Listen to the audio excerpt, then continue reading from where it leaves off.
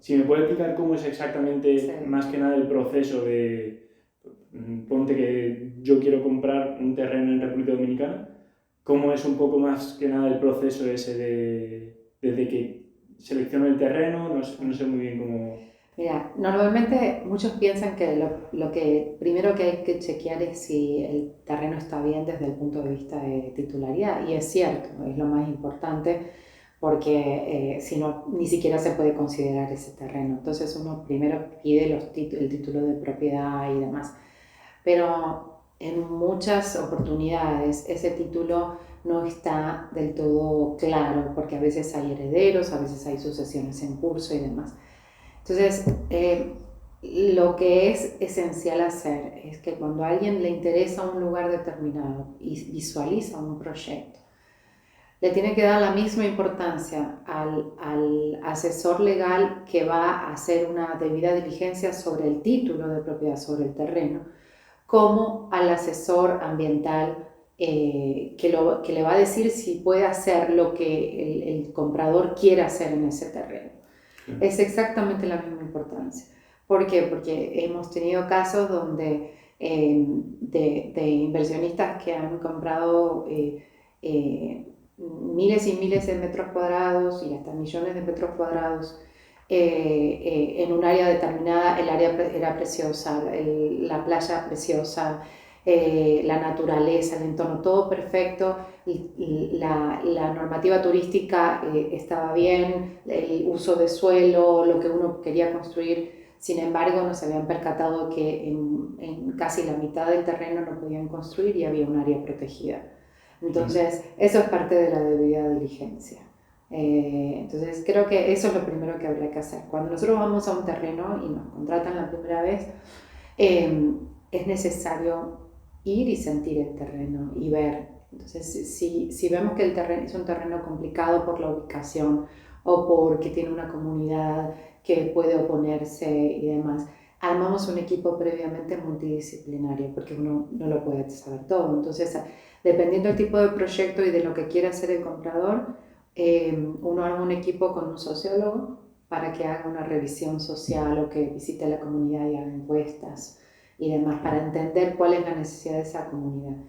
Aquí ya entra tu firma, ¿no? Me Sí, imagino. Tú sí, ya contratas al sociólogo y al resto del equipo necesario sí. para cuadrar todo lo que tenga que ver con el medio ambiente. Hacemos lo que eso le llamamos prefactibilidad legal y ambiental.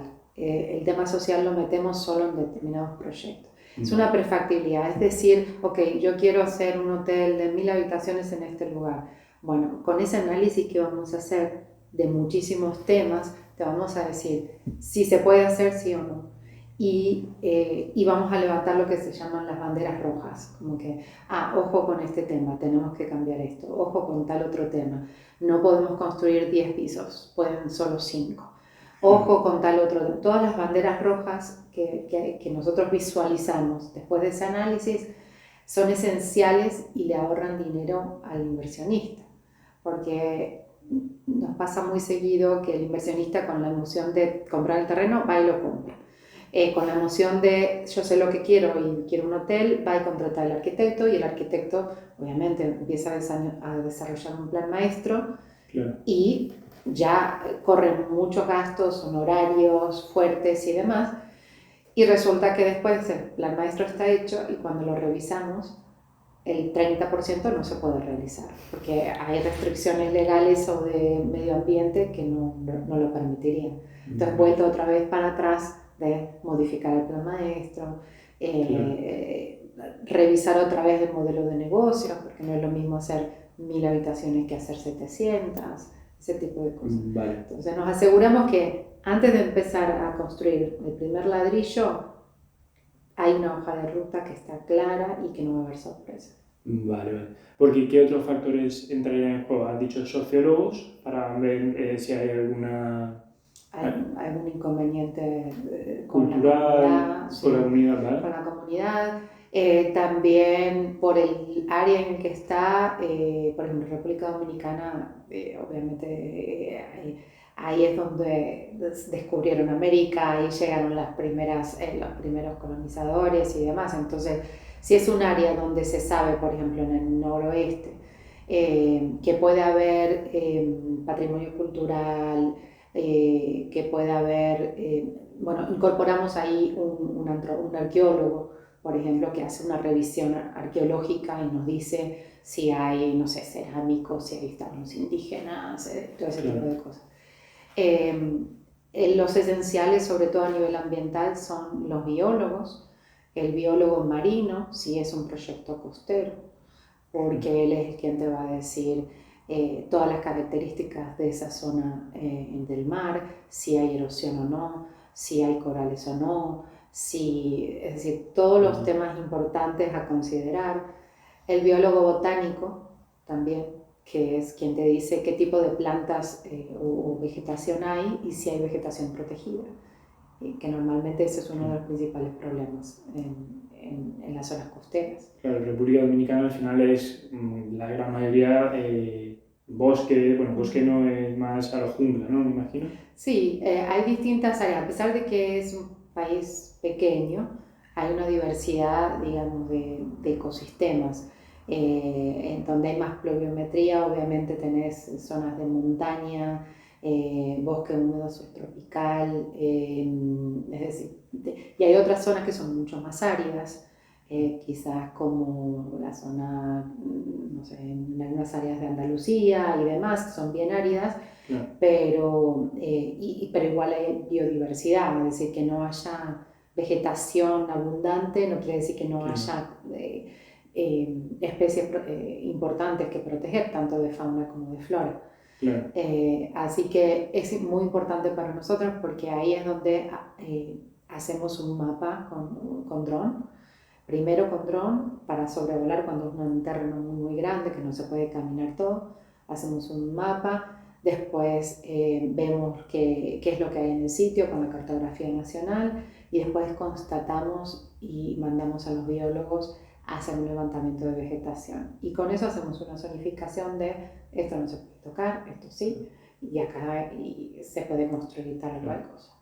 Y una vez que el inversionista está de acuerdo, dice, bueno, ahora sí, se contratan los arquitectos y empezamos con la permisología, básicamente. Todo ese proceso, entre ese primer día hasta el día que se obtienen todos los permisos, toma por lo menos 1 año y medio. Un proceso largo. Es largo, sí.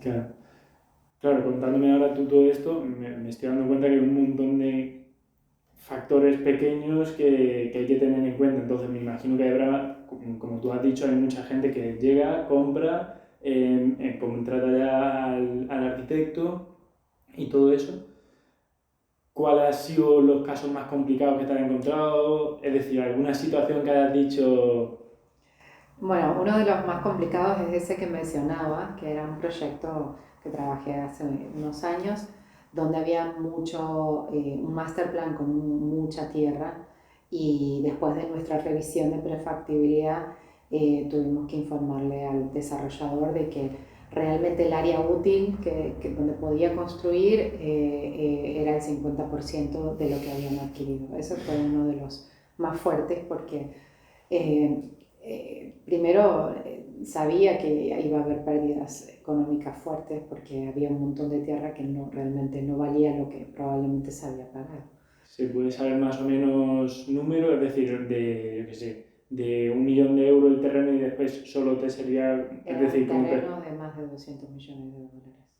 Sí. 200 millones, sí. Joder. Claro. ¿Y cómo se gestiona al final esa situación? Porque tú eres la que le tienes que decir al propietario, oye, ha comprado una cosa de más de 200 millones, 100 millones no lo vas a poder usar y solo te puedes quedar con... Sí.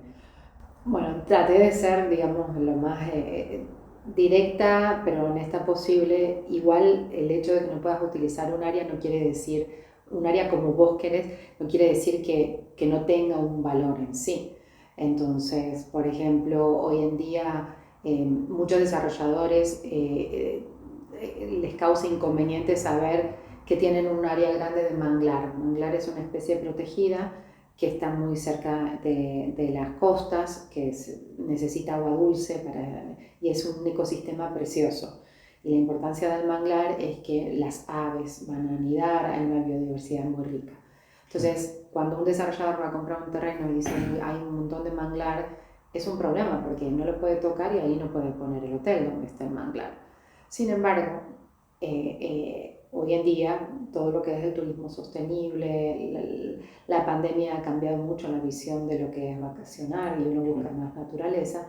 Incluso el manglar tiene muchísimo valor, no solo desde el punto de vista ecosistémico, sino también económico, porque entre ir a un hotel donde no hay nada de vegetación a ir a otro que uno cree que está en la jungla o en el medio del manglar con esas actividades, obviamente el valor que puede otorgarle un turista va a ser superior si tiene un ecosistema protegido, por ejemplo. Claro. Entonces, pero explicarlo y llegar a ese punto toma su tiempo.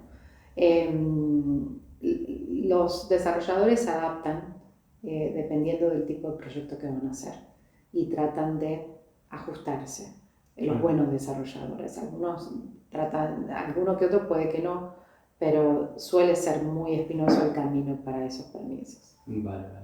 Y tú en tu trabajo, por ejemplo, tienes que llegar a negociar, porque tú al final te pones de la parte del hotel, entiendo, es decir, tú defiendes, por así decirlo, al hotel, y tienes que llegar a negociar con, me imagino, el gobierno de República Dominicana algunas cosas, o lo que ponga la ley es lo que se hace y ya está. Es decir, por ejemplo, si hay ciertos árboles o vegetación que no se puede quitar, se puede llegar a una negociación de decir, oye, quito estos árboles, pero plantas el triple en otro sitio. Sí. ¿Se dan ese tipo de negociaciones o...? Eso que describí se llama compensación.